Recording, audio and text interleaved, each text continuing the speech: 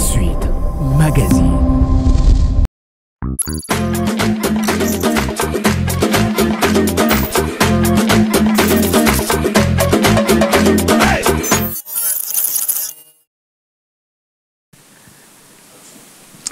Heureuse de vous retrouver, fidèles téléspectateurs, pour notre magazine, le vôtre également, Éduc-Femmes, qui reçoit pour vous des femmes. Alors, des femmes de valeur.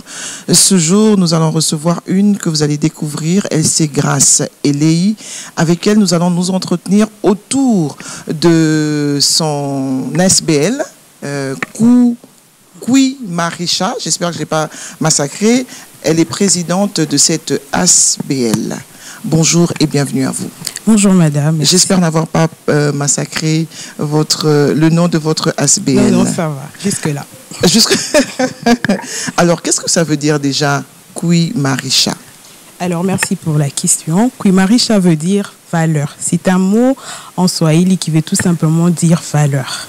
Et pourquoi le choix de ces dénominations? Parce que déjà dans l'objectif ou la définition de l'ASBL, de ce que j'entreprends, Kui Marisha, c'est un mot qui valorise.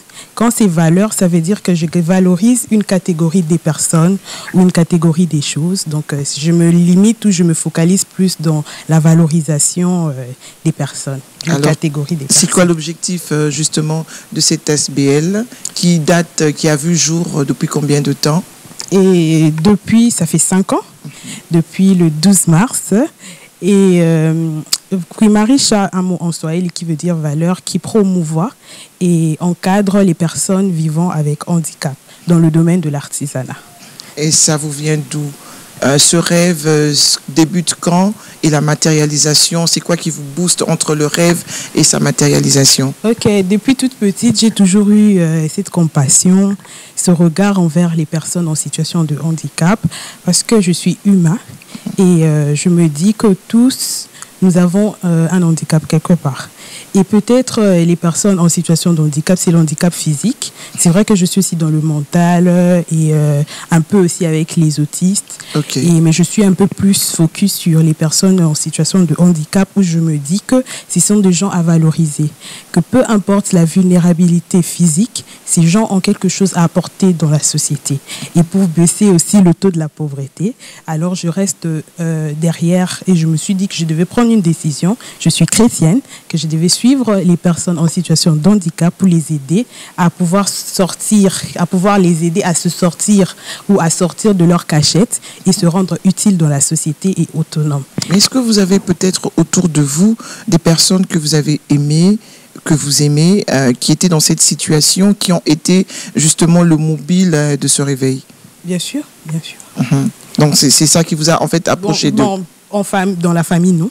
C'est vrai que je n'ai pas un membre dans ma famille qui souffre. Qui est en situation de handicap. Mais c'est juste en tant qu'humain, comme j'ai dit, par amour pour les prochains, pour mon prochain. Et quand je les vois souvent passer en route, quand je passe sur le boulevard, je les vois en train de mendier, en train de souffrir, parce qu'il faudrait vraiment arriver dans leur lieu d'habitation et voir la réalité. Parce qu'il Justement, c'était ça ma prochaine question. Voilà. Vous êtes jeune, vous nous dites que vous avez commencé il y a 5 ans. Donc, je vous vois et je fais 5 ans en arrière. Ça fait vraiment plus jeune. Oui. Comment vous avez posé vos jalons? Par quoi vous avez commencé? Et c'était quoi, en fait, les difficultés quand même que vous avez rencontrées avant de mettre, je dirais, de bâtir votre ASBL? D'asseoir même votre ASBL? Les difficultés rencontrées financièrement ou dans le général? Dans le général, ok. Parce que vous avez dit tout à l'heure que vous devriez les rencontrer dans leur lieu d'habitation. Oui. Et je crois que la démarche déjà n'était pas aisée. Ça a toujours été ça, le but ou le fonctionnement de l'activité. C'est vrai que j'ai un siège, mais la plupart des temps, j'arrive dans leur lieu d'habitation, sur le lieu d'habitation, pour m'entretenir avec eux, pour pouvoir voir sur quel point nous pouvons les aider. J'ai des professionnels, j'ai des encadreurs qui les encadrent. Et je suis plus focus dans le domaine de l'artisanat parce que je me dis, comme on dit en lingala, ils aiment ça là beaucoup. Parce qu'ils sont plus actifs dans ça, ils ont l'esprit de la créativité. Et c'est vrai que si on prend 5 ans en arrière, j'étais vraiment plus jeune.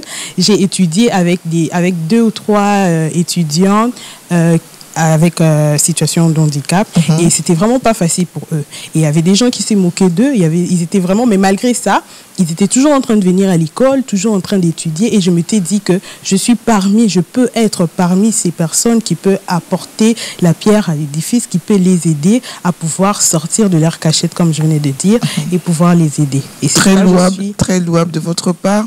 Il y a une question qui me taraude l'esprit, c'est que vous avez une cible. La première cible, c'est des personnes vivant avec handicap. Oui. La deuxième cible, c'est ces personnes qui se démarquent ou qui ont un talent dans l'artisanat. Voilà. Mais ma question, avant de rester sur la deuxième cible, c'est celle de savoir c'est quoi la tranche d'âge, par exemple. Okay. Il y a certainement des jeunes, il y a des plus âgés. Qui est-ce que vous ciblez en premier? Je travaille avec les 3 catégories. Les plus jeunes, les plus petits, à l'école où on les encadre et les personnes déjà âgées, parents par exemple, et on les encadre aussi à chaque niveau et les autres de 3e âge aussi, on les accompagne. Alors pour les enfants, vous faites quoi exactement? On les forme. Les plus petits? Les plus petits, on les forme. Comme j'ai dit, il y a des spécialistes qui les forment, qui les encadrent. Chacun se sent à l'aise dans sa spécialité. On essaye de s'entretenir pour pouvoir détecter dans quoi la personne se sent plus à l'aise, dans quelle activité, parce qu'il y a plusieurs domaines, plusieurs filières. Il y a la couture, la cordonnerie, la coiffure, la menuiserie, etc. auxquels on utilise les outils auxquels on utilise pour les accompagner. Et cette tranche d'âge-là, pour les plus petits, dont vous faites allusion, c'est de combien? De 7 ans, parce que 7 ans déjà, un enfant arrive, oui. Bizarrement, ils ont vraiment facilement une connaissance. Dieu ne nous arrache pas tout, comme on dit. Et de 7 ans à 13 ans, et de 16 ans jusqu'à l'âge adulte. De 7 ans à 13 ans, est-ce qu'il y a déjà ceux qui sont actifs dans votre SBL, par exemple, qui font, par exemple, quoi, de la coiffure, quand même. De 7 à 13 ans et la couture. La couture, j'en ai. J'ai des... De 7 à 13 ans? Oui. Chaque année, nous organisons parce que c'est une SBL internationale, donc nous organisons souvent des expositions où on les présente, ils font des créations et c'est magnifique. C'est vraiment magnifique et extraordinaire. Ce sont des enfants qui ont vraiment l'esprit de la créativité. Vous les verrez en train de se concentrer dans sa machine. Elle dessine, elle sait dessiner, elle sait créer, elle sait rendre... Je suis tentée de poser cette question. Qu'est-ce que vous gagnez en retour? En tout cas, c'est vrai qu'on ne fait jamais rien pour rien. Oui. Mais comme moi, je venais de le dire, c'est du bénévolat. C'est par amour que je le fais. Je n'attends rien en retour. Je suis chrétienne et je sais ce que Dieu a prévu ou prévoit pour moi. Donc, je me limite, je me concentre juste dans le fait de donner. Et je sais en retour ce que je peux gagner. Donc, je ne suis pas dans la politique ou je ne sais pas moi quoi. Ce n'est pas un business. Non plus. Il faut vraiment différer tout cela. Ce n'est vraiment pas un business. Je me limite dans le bénévolat et j'aide.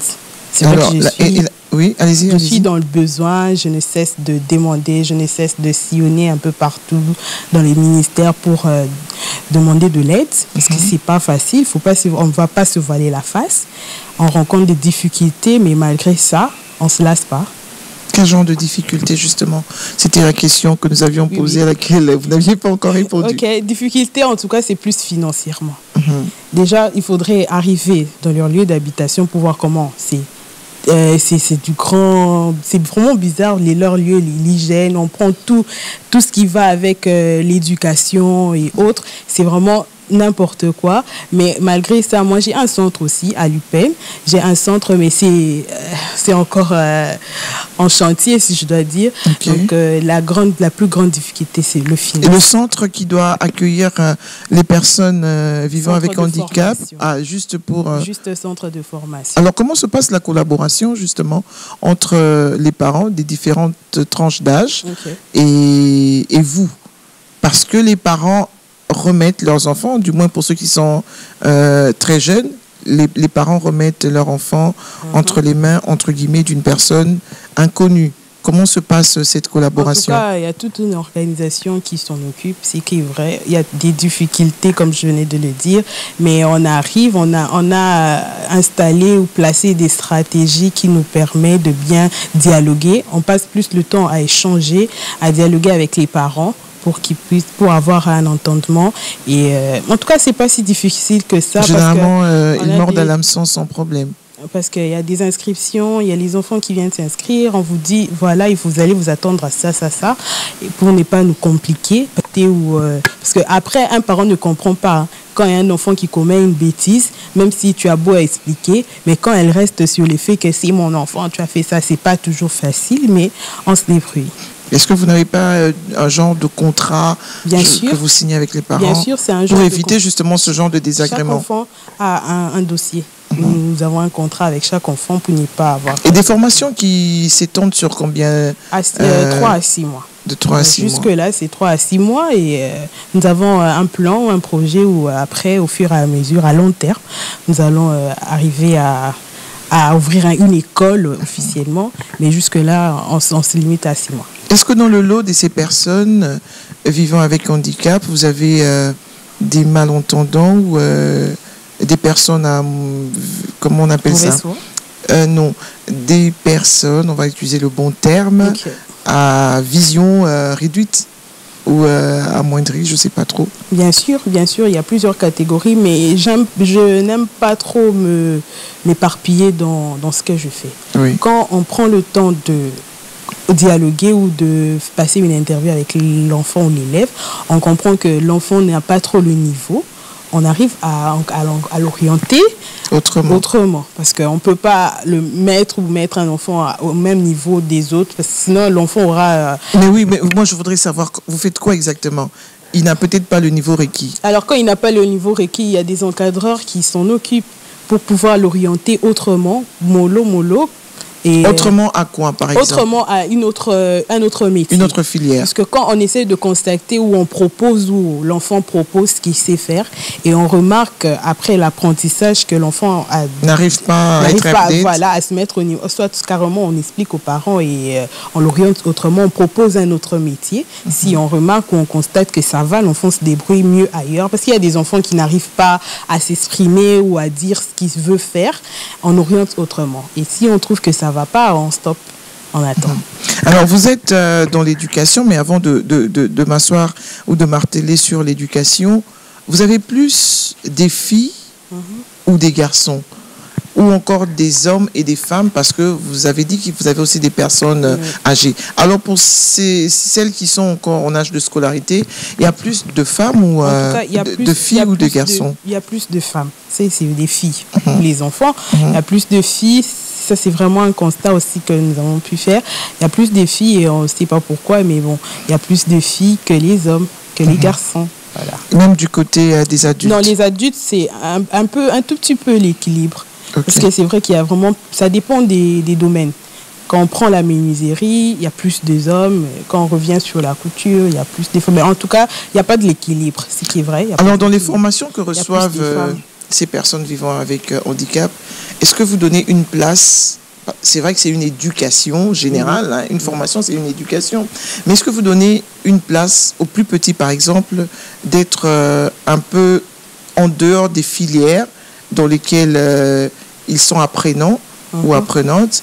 Est-ce que vous mettez un accent, par exemple, sur les manières, sur le savoir-vivre, sur le savoir-faire en société? Oui, parce qu'on a aussi l'alphabétisation, bien sûr. On a, en tout cas, côté éducation, c'est d'ailleurs la partie la plus primordiale, c'est la partie prioritaire. Parce que sans éducation, on ne sait pas enseigner, on ne sait pas se réunir pour travailler et bosser. Donc, on reste plus focus aussi sur la partie éducation parce que c'est très important.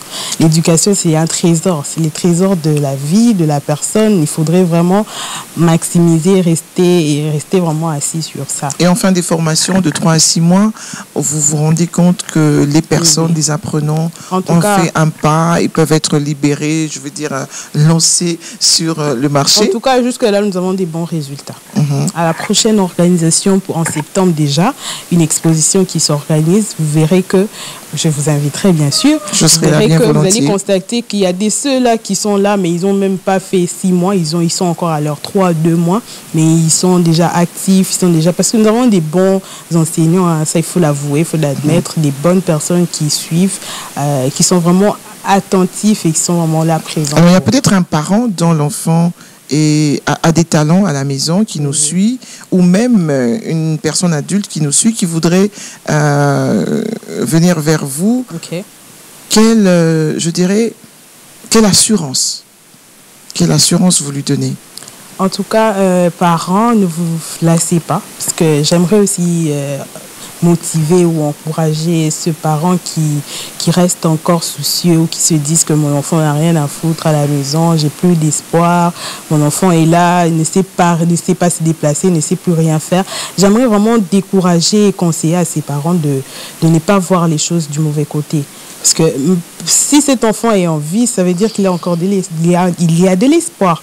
Donc cet enfant a droit à vivre, cet enfant a droit à l'étude, à l'apprentissage, cet enfant a une connaissance. C'est vrai que Dieu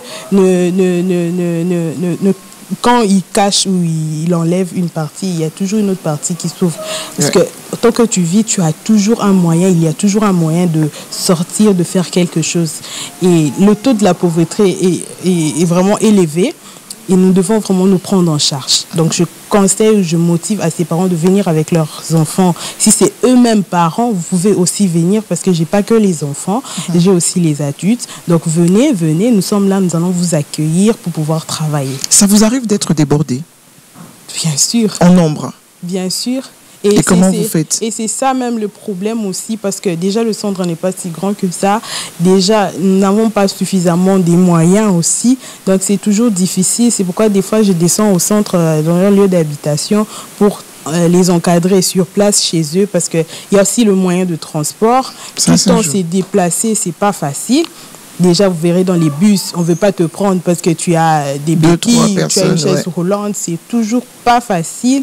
Donc, mais ça va, on se débrouille.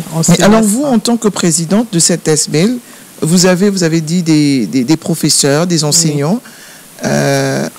Comment vous arrivez justement à les payer, qu'on se le dise? Ah oui, ça... Parce que vous faites peut-être du bénévolat, mais ce n'est pas le cas pour eux. Bien sûr, c'est vrai qu'il faudrait être sincère. J'ai été en partenariat avec certains ministères qui m'accompagnaient aussi. C'est vrai qu'il y a un changement maintenant. Il faut vraiment reprendre tout à zéro. Mais en même temps, je suis entrepreneur. Je bosse. Je travaille aussi quelque part. Vous faites quoi dans l'entrepreneuriat? On me fait signe qu'on n'a plus de temps. Tout à l'heure, c'est le journal. Voilà, et dans l'entrepreneuriat, je suis coiffeuse. J'ai un salon de coiffure à Kolwezi, à Lubumbashi. Et en même temps aussi, je suis maquilleuse professionnelle et je suis dans le business, je suis dans le commerce. Et donc, voilà. Et tout ça, c'est votre casquette. Voilà. Donc, c'est même une question que je devais poser au début. Vous n'êtes pas de Kinshasa, vous êtes... Si, je suis de Kinshasa, bien sûr. Mais votre salon est à Kolwezi et puis... Mais Kolwezi, c'est le Congo. C'est le Congo, oui. Mais bon, là où vous habitez vous-même, vous n'avez pas ce salon-là. Pourquoi? Bien sûr, mais c'est ce que je dis, c'est l'entrepreneuriat. Donc, je sais comment manager, même de loin. J'arrive souvent, je suis tout le temps là-bas aussi en déplacement. C'est vrai que l'association aussi est basée aussi à Lubumbashi, à Kolwezi. On espère que demain, ce sera dans toute la RDC. Bien sûr. Je vous remercie, Grâce Eléi. J'espère que je n'ai pas massacré votre nom. Non. Je rappelle que vous êtes président de l'ASBL Kouimarisha, une ASBL internationale, mais Kouimarisha veut dire valeur. Et je peux vous dire que vous avez des valeurs déjà de faire ce travail. Moi, je dis que Dieu vous bénisse. Que Dieu vous bénisse aussi. Et que votre œuvre prospère. Voilà, nous avons donc terminé pour ce numéro. Nous vous retrouvons très bientôt avec le même plaisir.